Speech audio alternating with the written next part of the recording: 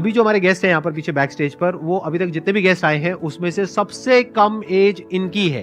उनको आप सब गूगल बॉय ऑफ इंडिया के नाम से जानते हो। Please give an energetic and warm welcome to Kautilya पंडित।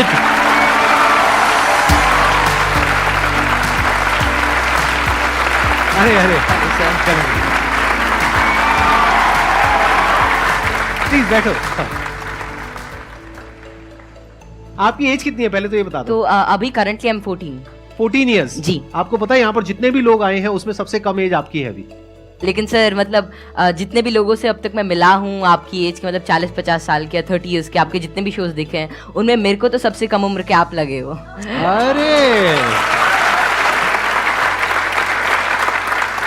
ये बताइए मेरे को कि आपकी ये शुरुआत कैसे हुई? जब मैं 5 साल का था तो मुझे लिखना पढ़ना कुछ नहीं आता था। फिर ऐसे ही था कि मैंने 10-15 दिन में ही मतलब लिखना पढ़ना, like all the alphabets and everything I learn them. तो उसके बाद गर्मियों की छुट्टियों की बात है तो मेरे पापा जी एक स्कूल रन करते हैं छोटा सा गांव में, तो वहां पर मैं पढ़ता था। कहाँ के रहने वाले हो आप? मैं करनाल। अच्छा जी। तो वहां पर एक जैसे हॉलिडे होमवर्क देते सबको एक जनरल कि आपको जो वर्ल्ड मैप होता है, एटलस होता है, अगर जिन जिन को अच्छा लगता है आप वो करके आना, आप मतलब उसे समझ के आना। तो फिर ये मेरे दादाजी ने कहा, फिर पापा जी ने कहा कि तो मैं भी कर सकता हूँ। तो पहले ही दिन मैंने देखा तो I got into it and I learned it. मैं उसमें सवाल पूछता गया और जितने भी मेरे कुछ भी मन में रहता तो वो सब आता गया एंड विद इन 20 डेज और something I got used to it और मुझे बहुत ही अच्छा लगने लगा।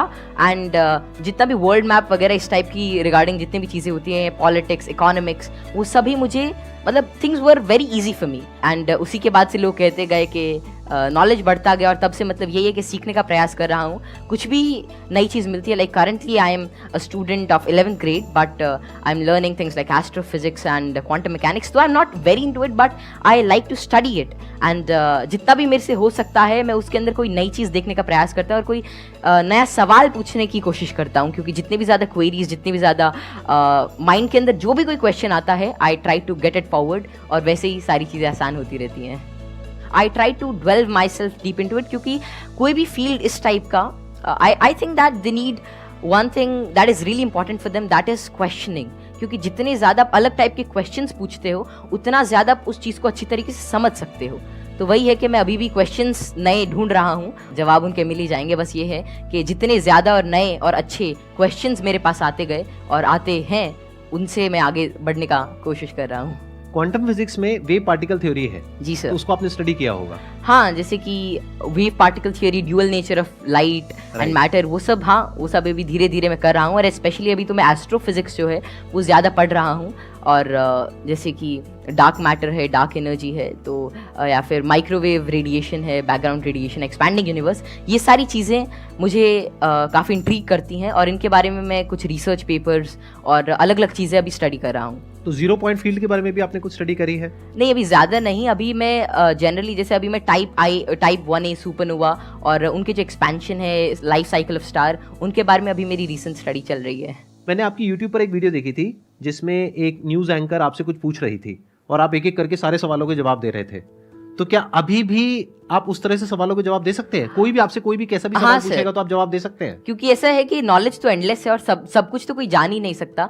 लेकिन ये है कि जितना ज़्यादा मतलब अपने सराउंडिंग्स को ऑब्जर्व करते हैं तो उतना ज़्यादा क्या है, जितना ज़्यादा आप नॉलेज ग्रहण करते रहते हैं उतना आपका माइंड एक तरह की मैग्नेट की तरह बन जाता है।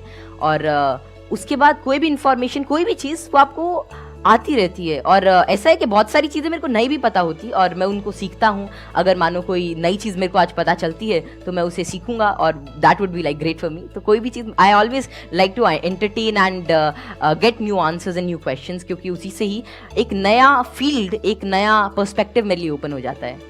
एक्सीलेंट जी। तो अब एक काम करते हैं, आप में से किसी के भी माइंड में कोई भी क्वेश्चन है किसी भी तरह का तो वो आप इनसे पूछिए। मैं ये जानना चाहता हूँ कि क्या हम यूनिवर्स को जान सकते हैं कि वो कितना बड़ा है, या हम अभी तक जान पाए हैं?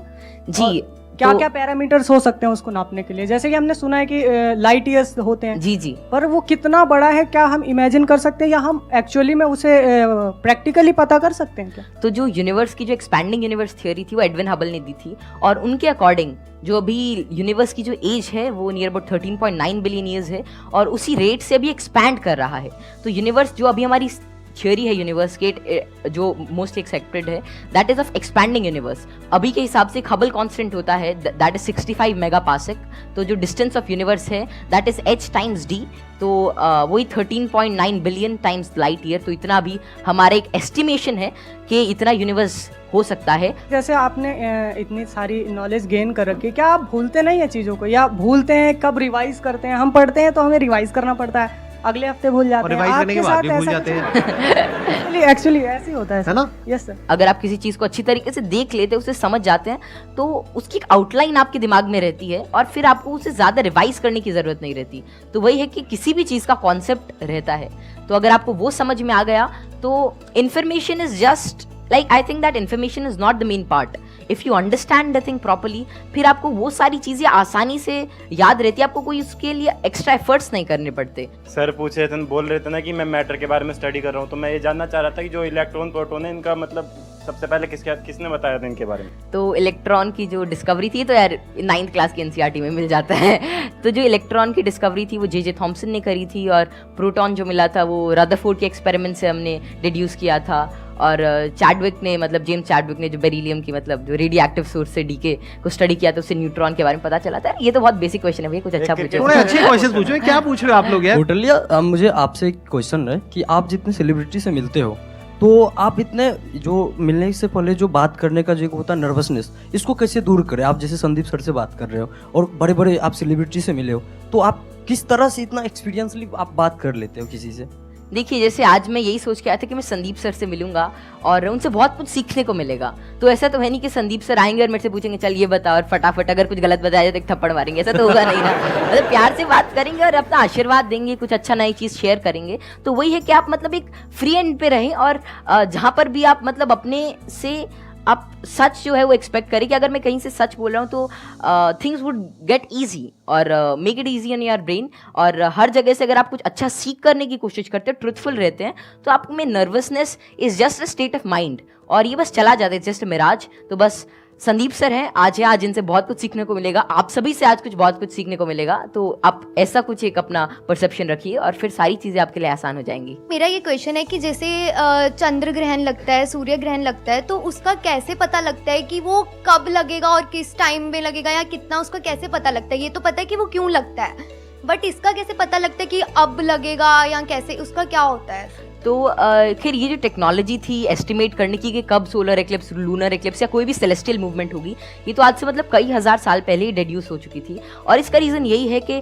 ऑब्जर्वेशन से हम एवरेज टाइम निकाल सकते हैं। एक पैरेलैक्स एंगल आपने पढ़ा होगा कि उससे हम मतलब ये एवरेज स्पीड और एवरेज डिस्टेंस निकाल सकते हैं किसी भी चीज़ का, और उससे ही हम डेड्यूस कर सकते हैं कि कितना रेडियस है, कि एक साल में इतना डिस्टेंस ट्रैवल करती है। फिर एपोजी, पेरेजी, फिर केपलर्स लॉ लगा के सेमी मेजर एक्सिस वगैरह निकाल के, तो उससे हम उसका डिस्टेंस यूज कर सकते हैं, और फिर टाइम पीरियड से हम we can actually deduce it. और एक नई चीज़ लूनर एक्लिप्स वगैरह के बारे में ये है कि जैसे जैसे आजकल क्या है, जो due to tidal forces moon हमसे हर साल 3 सेंटीमीटर दूर जा रहा है, तो बहुत हज़ारों सालों बाद ऐसा होगा कि सन तो उतना ही रहेगा लेकिन चांद जो छोटा हो जाएगा, तो उसके बाद मतलब एक्लिप्स जो होगी वो जिसे आजकल टोटल होती है उतनी नहीं होगी।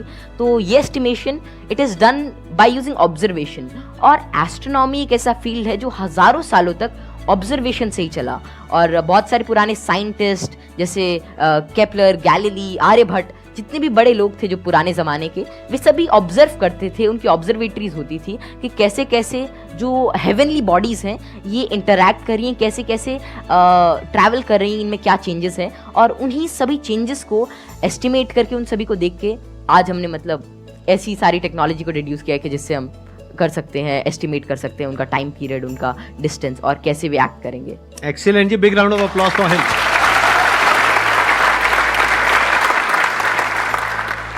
मैं ये पूछना चाहूँगा, जैसे यहाँ पर बैकग्राउंड हमारा होता है, तो लोग कहते हैं कि इंटेलिजेंस जेनेटिक होता है, काफ़ी मतलब कि उसको बढ़ाने में बहुत ज़्यादा नहीं हम लोग कर सकते हैं। तो आपका इस पर क्या व्यू है कि इंटेलिजेंस, जैसे IQ टेस्ट भी आप बार बार दोगे तो आपका IQ का स्कोर बढ़ने लगेगा उसमें, तो आपका इसमें क्या कमेंट रहेगा कि इंटेलिजेंस के लिए आप क्या व्यू रखते हैं? ये ना बहुत इंटरेस्टिंग क्वेश्चन है जी सर। और मैं ये क्वेश्चन के आंसर से पहले एक बार, अगर आपके पेरेंट्स आए हुए हैं, आपके फादर हाँ, आए हुए हैं, पापा जी आए हुए हैं, मैं एक बार उनसे भी कुछ बात करना चाहूंगा। एक बार उनको माइक दीजिए। मैं आपसे ये जानना चाहूंगा कि आपके जो बेटे हैं, ये तो सबको पता है कि किस तरीके से चीज़ों को याद रखते हैं, किस तरह से एक्सप्रेस करते हैं, क्या आप भी इसी तरीके से चीजों को याद रख पाते हैं? पहले तो बहुत बहुत धन्यवाद जो आपने माइक दिया, और जो आपके आज दीदार हुए। हम बहुत दिनों से कुछ एक गिने चुने शख्सियत ऐसे जिनसे नहीं मिल पाए, उनमें एक संदीप माहेश्वरी थे, और जैसे ही कौटिल्य को पता लगा कि उनसे मिलने का मौका मिलेगा, ये बहुत ज्यादा एक्साइटेड था आपसे मिलने के लिए। Thank you. मेरे पिताजी भी काफी इंटेलिजेंट व्यक्ति थे, कौटिल्य भी इंटेलिजेंट है, और हम बीच की पीढ़ी हैं। थोड़ा सा मैं कुछ कम हूँ, ये दोनों दादा पोता थोड़े ज्यादा। बहुत ऐसे बच्चे हैं जो मेरे से बहुत ज्यादा इंटेलिजेंट है, मेरे को लगता है, जिनकी बात करने के ढंग से, जो इतने ज्यादा, आपने छोटे बच्चे को देखा होगा, वो बहुत अच्छे अच्छे सवाल पूछते हैं, मतलब वे कुछ भी पूछ लेते हैं, और मतलब आपको लगता है कि अरे नहीं, ये तो इससे मतलब एज से बहुत ऊपर की चीज है, मतलब या तो आप किसी और मूड में होते हो, और हम उसे इग्नोर कर देते हैं। तो जैसे जैसे हम सवाल पूछते हैं, उतना ज़्यादा हमारे अंदर एक मतलब चीज़ों को जानने के लिए एक चाह रहती है, और अगर हम वो उस क्यूरियोसिटी को कर्ब नहीं करते हैं, तो उतनी ही ज़्यादा मतलब वो बाद में सवाल पूछता है, उसके एक इंक्विजिटिव ब्रेन रहता है, और curiosity something that drives this intelligence, and I don't think that there is such a great involvement of IQ and genetics. लेकिन हाँ, अगर आपका मन है कि कोई चीज़ जानने का, कोई चीज़ करने का, then it's all about will power, और कितना आप उसमें टाइम डिवोट करते हैं, कितना आप क्यूरियोसिटी और इंटरेस्ट से काम करते हैं।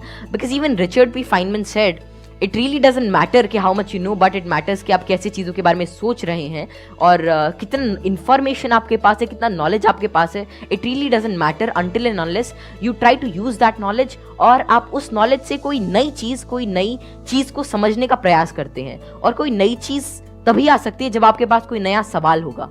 आपने बड़ी अच्छी बात बोली कि क्यूरोसिटी हम सबके अंदर होती है। जी सर। लेकिन होता क्या है कि घर में जाकर के हम उल्टे पुल्टे क्वेश्चंस पूछते हैं, जबकि क्वेश्चंस उल्टे पुल्टे नहीं होते हैं। सामने वाले को समझ नहीं आता है तो उसके लिए उल्टे हो जाते हैं, तो वो उसको चुप करा देते हैं। हाँ, बच्चे को चुप करा देते हैं, और वहीं पे उसकी क्यूरोसिटी मर जाती है। उसके बाद में क्वेश्चनिंग खत्म हो जाती है, उसके बाद में वो रटना शुरू कर देता है। रटने में इंटरेस्ट तो आता नहीं है, तो ना तो अब रट पाते हैं ना समझ पाते हैं, बिल्कुल दोनों तरफ से चले गए। तो अब मैं ये आपसे जानना चाहूंगा कि क्या बचपन में जब आपने क्वेश्चनिंग करी, इस तरह के क्वेश्चंस पूछते थे, शुरू में तो आपने अपने पेरेंट्स से पूछा होगा या अपने आसपास में जो लोग थे उनसे पूछे होंगे जी, तो क्या आपको सपोर्ट मिला? क्या उन्होंने आपको एनकरेज किया, या उन्होंने भी आपको यही कहा कि क्या फालतू के क्वेश्चंस पूछ रहे हैं? नहीं, जैसे I think I was fortunate enough कि जितने भी मैं सवाल पूछता, कोई ना कोई मेरा जवाब दे ही देता था। और बात शुरू ऐसी होती थी कि मानो कोई घर पे कोई बात चल रही है किसी भी चीज़ को लेकर, मानो दे टॉकिंग अबाउट के एक इकोनॉमिक क्राइसिस है देश में, तो मैं उसके अंदर मैं सुनता रहता था, या कोई भी ऐसी चीज़ हो रही है, कोई स्पेस मिशन जा रहे हैं, मैं सुनता रहता था, मैं चीज़ों को ऑब्जर्व करता था। और वैसे ही मेरे जो भी सवाल आते, I was fortunate enough to get their answers. और मानो अगर मेरे को उसका जवाब नहीं भी मिलता तो मैं पूरे दिन उनसे पूछता रहता। तो एक तो मैंने भी कसम खा रखी थी कि जवाब तो चाहिए ही, तो मैं खाते हुए भी यही पूछता, नहाते हुए भी यही पूछता, और जो भी काम करता मैं मतलब मेरे दिमाग में वही रहता जब तक वो रिजॉल्व नहीं होता। तो ज़्यादा मेरे को दिक्कत नहीं आई, और मेरे को जल्दी ही जवाब मिल गया। और अगर कोई ऐसा रहता तो मतलब मैं भी ठीक था, और मेरे family and everything they supported me really well. तो यहाँ पे वो जो पेरेंट्स मुझे अभी देख रहे हैं, उनके लिए एक बहुत बड़ा लेसन है कि अगर बच्चे कुछ क्वेश्चंस पूछते हैं तो उनके जवाब देने चाहिए, हमें पीछे नहीं हटना चाहिए। और अगर जवाब नहीं है तो हमें बोलना चाहिए, हाँ, विद ऑल दी हम्बलनेस कि भाई हमारे पास में जवाब नहीं है, आप खुद फिगर आउट करो जाकर। मतलब सर जब मैं छोटा था तो it was lean about like 2013 और समथिंग, और तब मतलब यही इंटरनेट बहुत कम था, और तो यही था कि कोई सवाल मेरे मन में आता, शायद वो नहीं पता रहता, तो मेरे पापा जी एक डोंगल आता था, मतलब वोडाफोन का, बहुत महंगा उसका रिचार्ज था, मतलब ऐसे मतलब अभी चला तो एक वीडियो देखने के बाद ही खत्म हो जाता था। तो फिर वो लाते, और मतलब मेरा जो भी सवाल रहता मेरे को उसका आंसर मिलता। तो ऐसे ही एटलस आती थी और कई सारी बुक्स थी, उन्होंने मेरी बहुत हेल्प करी। और अगर कभी मानो पर्सनल मतलब कोई और out of the box idea आता है, कोई क्वेश्चन आता, तो उसका जवाब मुझे किसी भी सोर्स से मिल जाता। थैंक यू जी, thank you Kautilya. Okay, pleasure meeting you. चलो मिलो।